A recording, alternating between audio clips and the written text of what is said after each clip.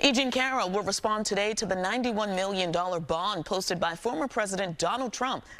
He posted that bond late last week in her defamation case. Now, if she opposes the bond, both sides will be back in court this afternoon.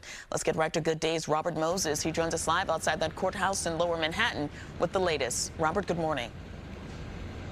Tashani, good morning to you. Arguments will take place here at 3 this afternoon. However, they will only be necessary if E. Jean Carroll objects in some way to that bond that former President Donald Trump posted on Friday.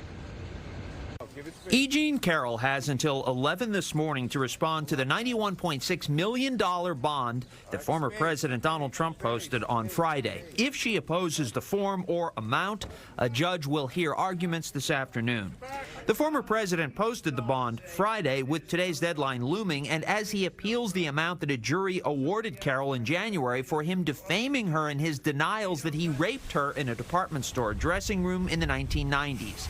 The bond amounts to a promise from the company providing it, Federal Insurance Company, that it will pay if the former president loses his appeal and doesn't pay. In a post on Friday on the website Substack.com, Carroll wrote of her lawyer, "Though the illustrious Robbie Kaplan is strong enough to yank a golden toilet out of the floor at Trump Tower and toss it through the window, this bond saves Robbie the trouble of showing up with U.S. Marshals on Monday to do so." At a rally in Georgia on Saturday, one day after posting the bond, legal experts said former President Trump might have defamed Carroll again with these comments.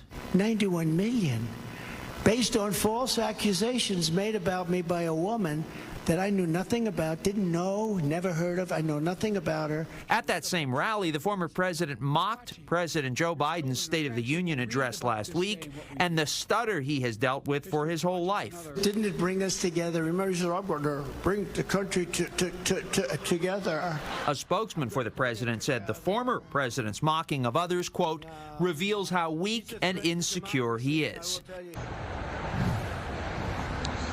And a judge in Georgia this week is expected to rule on whether Fulton County District Attorney Fani Willis must be disqualified from the case there, charging the former president and others with trying to overturn the results of Georgia's election in 2020.